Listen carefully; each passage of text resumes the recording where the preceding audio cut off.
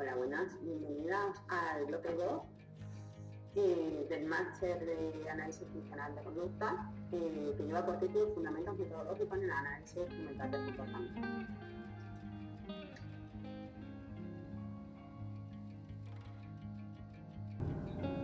¿Preparados para el módulo número 2? Muy buenos días, mis queridos y mis queridas, ¿cómo están? Espero estén muy bien. Yo me encuentro maravillosamente bien y muy contento porque el día de hoy vamos a empezar a soltar videos explicativos sobre todo el módulo número 2 del máster que estoy cursando en SABEC. Sobre el módulo número 1 conocimos en términos generales filosofía de la ciencia y la explicación científica, pero en este módulo número 2 ya vamos a empezar duro con el concepto de variable dependiente y el concepto de variable independiente. El día de hoy vamos a arrancar este nuevo punto de todos los videos con las características fundamentales de la conducta. Pero no se les olvide antesitos de comenzar que actualmente tengo un curso online sobre análisis funcional de la conducta en terapias contextuales que está buenísimo, que está genial, que los invito a que sigan aprendiendo todo esto del análisis funcional y pues con este curso online van a tener la oportunidad de tener guías, así como también pues clases teóricas grabadas y obviamente pues la parte práctica, cómo nosotros aplicamos el análisis funcional en un contexto clínico y a partir de diferentes juegos de rol. Así que es un curso online que vale la pena tomarlo, que yo lo dicto y sin lugar a dudas van a recibir certificado de terapiascontextuales.com. Muy bien, el módulo número 2 comienza con un nombre: Fundamentos metodológicos en el análisis experimental del comportamiento. Y en donde a partir de este título comenzamos con una pregunta: ¿qué es el análisis funcional del comportamiento y qué características tiene de acuerdo a los analistas de la conducta, de acuerdo a sus intereses? El análisis funcional es la ciencia que estudia el comportamiento de los organismos y es una ciencia que estudia la conducta a través de el método científico. El método científico es la forma de actuar y proceder para avanzar en el desarrollo de teorías que expliquen cómo funciona el comportamiento. Este método científico actúa variando y seleccionando conceptos. Y esta variación y selección debe hacerse lo más objetivo y concreto posible, obteniendo el menor número de errores y una mayor aproximación a la validez. El método científico es la herramienta por excelencia del analista de la conducta. Gracias a este método nosotros podemos variar y seleccionar ciertos comportamientos. Y digo ciertos porque estos comportamientos son los que justamente pertenecen a nuestra unidad de análisis. Digo ciertos porque pues no todos los comportamientos nos van a interesar. Igual no todos los contextos existentes habidos y por haber nos van a interesar. Solamente nos va a interesar ciertas conductas que para nosotros hagan parte de nuestro interés en cuanto a intervención y también ciertos contextos que también hagan parte de estas conductas problema que nosotros queremos evaluar y queremos intervenir. No vamos a coger todos los comportamientos porque eso no sería objetivo de nuestra parte. Nuestro objetivo, nuestra labor es seleccionar. Y cuando seleccionamos, aumentamos o disminuimos conducta dependiendo de pues, lo que le suceda a nuestro paciente. Ahora, como estamos hablando de la conducta y el contexto, recordemos que en el contexto existen estimulaciones antecedentes y estimulaciones consecuentes. Por tanto, el método científico va a variar y seleccionar conductas antecedentes y consecuentes. Es decir, que seguimos respetando absolutamente toda la línea investigativa y científica de la contingencia de tres términos: un estímulo discriminativo que naturalmente funcionará como estimulación antecedente, una serie de respuestas que naturalmente funcionarán como conducta y una estimulación consecuente con sus respectivos tipos de consecuencias inmediatas y consecuencias demoradas. Exactamente estaremos refiriéndonos a lo que hoy en día conocemos como el análisis funcional, pero nosotros debemos ser muy concretos para manejar la triple relación de contingencia y por ende el análisis funcional de la conducta. Debemos definir con exactitud la estimulación antecedente, definir con exactitud la conducta y definir con mucha exactitud la estimulación consecuente, porque es que estos son conceptos que se van construyendo en beneficio de nuestro objeto de estudio. Es decir, que tenemos que tener completo contacto con nuestro objeto de estudio y ser muy específicos, muy claros, bastante descriptivos con, digámoslo así, estos 3 puntos o estos 3 momentos, los antecedentes, la conducta y los consecuentes. Si nosotros no somos objetivos, si no somos concretos, no estamos haciendo nada. Todos los conceptos nos servirán como material de trabajo a todos los profesionales en psicología. Los conceptos se definen como aquellas expresiones de lo que el profesional considera características, atributos o propiedades del objeto de estudio. El aprendizaje, el condicionamiento, los procesos motivacionales, la atención, la memoria y la conducta sirven como ejemplos de conceptos. Todos y cada uno de estos conceptos deben estar definidos apropiadamente. Si no lo están, no nos van a servir de mucho. Cuando nos centramos en un concepto o en una variable como la conducta, debemos asumir que es un concepto o una variable que no está solo en el mundo como un ente por ahí flotante. No lo está, no está solo, ya que hay una situación espacio-temporal y en esta situación, o más bien en este contexto, en este ambiente, pues está acompañado de diferentes variables. Pero lo que hace el analista de la conducta es seleccionar qué variables se involucran con esa conducta. Volvamos con el punto de la selección. Nosotros no podemos involucrar toditas las variables porque seguramente habrán 2 o incluso 1 o incluso 3 dentro de todo este mundo de variables que tengan que ver con la emisión de la conducta. Algo muy importante que vimos en el primer módulo, en los videos del primer módulo, los videos sobre el primer módulo. No todo tiene la causa, ¿cierto?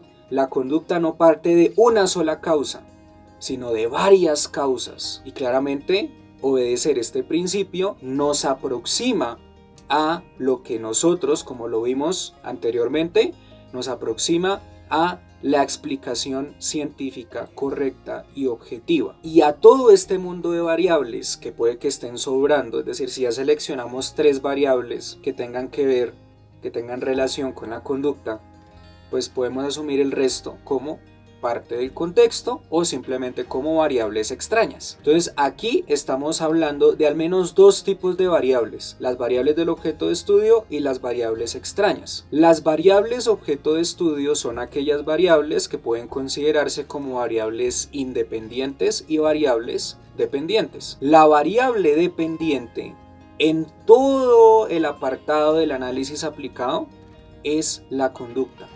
Siempre será la conducta. Y la variable independiente es el tratamiento que nosotros vamos a aplicar a esa variable dependiente. Pero vamos al detalle con la definición de cada una de estas variables. La variable dependiente la vamos a definir o la vamos a considerar como aquella variable que va a variar de acuerdo a los valores que tenga otra variable. Y esa variable obviamente es la variable independiente. Quien controla a la variable dependiente siempre será la variable independiente. La variable independiente puede entenderse como aquellas características de el medio ambiente, así como también características internas del sujeto que tengan una repercusión o un efecto sobre su conducta, como es el caso de los eventos externos y los eventos internos, o el contexto externo y el contexto interno que influirá sobre la conducta. Eso es lo que se ha visto en el análisis funcional y lo que yo siempre promuevo tanto en mis talleres de repaso como en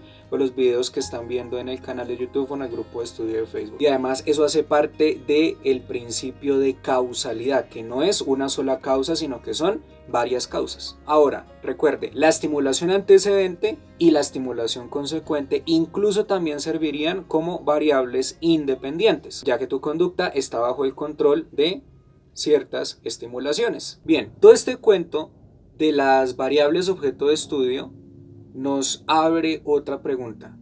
¿Cuáles son sus funciones? La variable objeto de estudio va a funcionar como parte central o núcleo de nuestra observación, de nuestra investigación, de nuestra intervención. Esto en cuanto a la variable dependiente. Ya en el contexto de la variable independiente, en donde estamos hablando del contexto, pues podemos asumirlo como pues parte del objeto de estudio que tengamos que tener en cuenta para nuestro estudio sin considerarlo como una variable que tenemos que subestimar, porque si subestimamos el medio ambiente, si subestimamos el contexto y solamente nos enfocamos única y exclusivamente en la conducta sin entender ese tipo de estimulación antecedente y consecuente, estamos graves, ya ven. Ahora, para seleccionar y definir un objeto de estudio, tenemos que tener en cuenta ciertas indicaciones porque no es una cosa fácil. Se debe realizar un análisis narrativo, se deben realizar definiciones apropiadas del objeto de estudio y también establecer un sistema de medida bien adecuado, bien objetivo para que nuestra investigación tenga una coherencia tanto cualitativa como cuantitativa.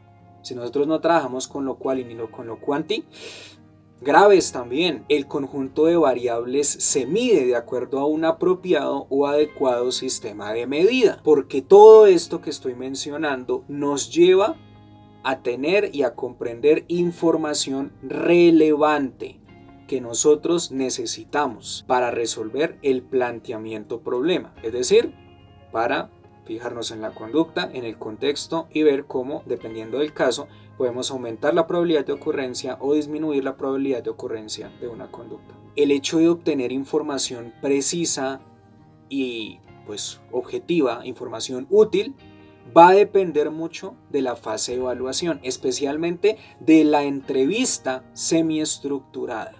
Sí, porque es que hay gente que no prepara sus evaluaciones, que no prepara sus entrevistas y decide preguntar a la loca cosas que no corresponden a nuestro objeto de estudio, cosas que no corresponden, por ejemplo, a la conducta problema que tenemos que estudiar para saber cómo la vamos a aumentar o cómo la vamos a disminuir. Por ejemplo, un caso de fobia a los aviones. En un caso de fobia a los aviones, uno se dedica a saber información sobre esta fobia, no a saber otro tipo de información que no tiene sentido, como por ejemplo hacerle preguntas al paciente o a la paciente de su vida sexual, mano. No, eso no tiene nada que ver. Lo que a nosotros nos interesa saber son aquellas características que tienen que ver con la fobia a los aviones, no con la vida sexual, que nos debe importar 5, hombre. Entonces ahí es donde encontramos la importancia de seleccionar las variables y dejar las que no nos conviene revisar, ¿cierto? Pues a un ladito.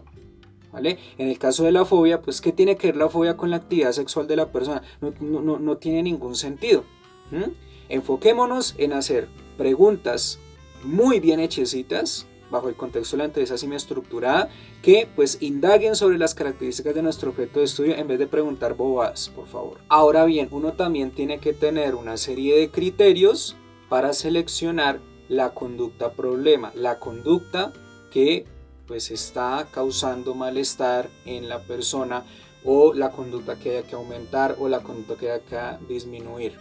Y estos 5 criterios son los siguientes. Que espere, tacho, porque es que cuando la profesora Maite nos explicó esto, yo lo sentí como más dirigidos hacia la reducción de la conducta. Así que nos lo vamos a grabar de acuerdo a la reducción de la conducta. Para este momento voy a sacar mis poderosos apuntes del máster.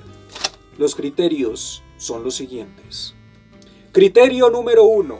La conducta es una variable muy importante para el cliente o para la gente cercana. No me gusta que le digan clientes a los pacientes. Así que vamos a cambiar la palabra por paciente. Criterio número 2. que la conducta pueda ser peligrosa o inapropiada para el paciente u otras personas. Criterio número 3, que la conducta sea desagradable o aversiva para el paciente u otras personas. Criterio número 4, que las acciones interfieren seriamente en el funcionamiento del paciente. Y criterio número 5, que la conducta representa un distanciamiento evidente del funcionamiento normal.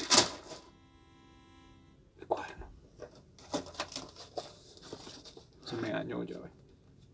De aquí es muy importante comprender que es muy serio especificar las conductas problema. Es muy valioso especificarlas. Y es muchísimo más valioso tal especificación que hacer el ejercicio popular de etiquetarlas. El hecho de señalar una conducta con toda la precisión del mundo contribuye al desarrollo de programas especialmente eficaces para la reducción de una conducta problema o el aumento de una conducta deseable. Pero el hecho de especificar una conducta requiere de una descripción detallada de esta conducta y no depender de etiquetas que nos van a enredar la vida. Hacer una descripción clarísima de lo que se hace, no de apartados de la personalidad que, si lo llegamos a escuchar de hecho por parte de un paciente, nosotros tenemos que preguntarle al paciente de acuerdo a ese apartado de la personalidad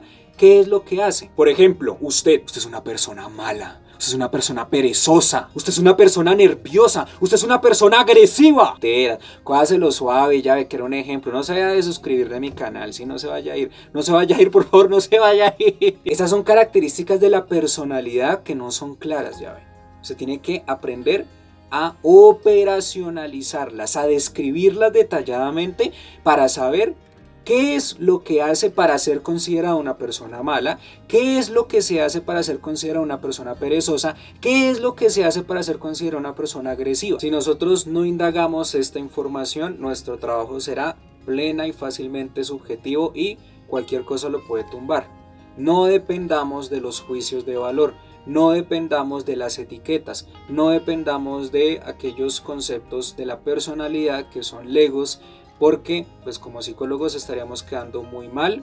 Y si eres analista de la conducta y te dejas llevar por estas etiquetas, pues autoevalúate, porque la idea y lo más importante, que pues incluso es un compromiso, ¿cierto?, con nuestra ética profesional, es indagar qué es lo que la persona hace, así como también qué es lo que la persona piensa y qué es lo que la persona sienta. No olviden los 3 canales de respuesta que tanto les he insistido yo dentro del análisis funcional de la conducta: respuestas fisiológicas, respuestas cognitivas y respuestas motoras. Esto es un conjunto clase de respuestas que pues los vamos a considerar la topografía de la conducta. Pero si nosotros nos dejamos llevar solamente por el término, uy sí, su hijo es malo, uy sí, su hijo es perezoso, uy sí, su hijo es muy nervioso, uy sí, su hijo es agresivo, pues ¿qué estaremos haciendo entonces con eso?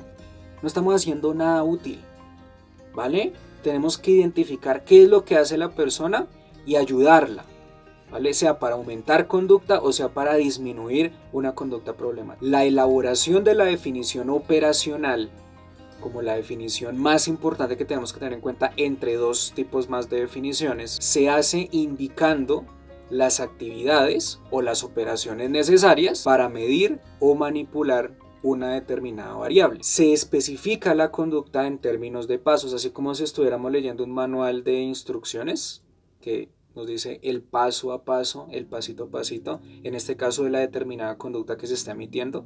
Así es como llegamos a la objetividad y a la precisión. Así es como nosotros llegamos a acceder a la situación problema para poder intervenir sobre la misma. Pero con las etiquetas no podemos acceder a absolutamente nada, puesto que son bastante subjetivas. Que me digan el niño es malo, ¿cierto? Pues puede que malo para mí signifique otra cosa. O que me digan es perezoso, pues puede que para mí perezoso sea considerado otra cosa.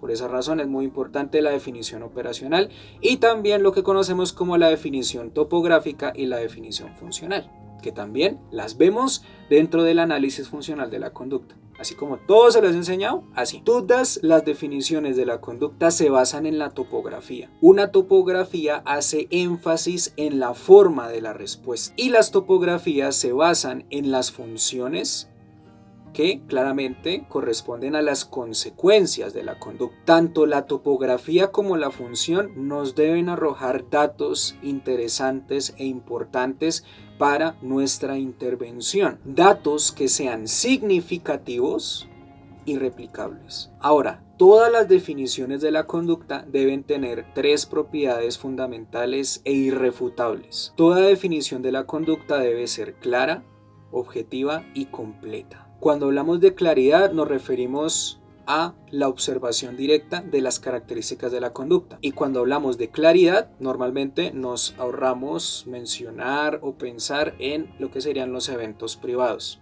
porque es claramente lo observable. Ahora, cuando nos referimos a objetividad, nos referimos a que la definición de la conducta debe estar completamente aislada de ambigüedades y subjetividades. Y cuando nosotros hablamos que la definición de la conducta tiene que ser completa, nos estamos refiriendo a cómo hay variables que están asociadas con la conducta, y no solamente hablar de la conducta y ya está, sino de las variables ambientales que están asociadas con la misma, lo que claramente nos lleva a involucrar el concepto de la relación funcional, la relación bidireccional entre la variable independiente o el medio ambiente y la conducta, siendo esta una variable dependiente. Y a partir de aquí ya empezamos a asumir la conducta como un concepto científico que también va a tener una serie de características y propiedades que veremos en el siguiente video.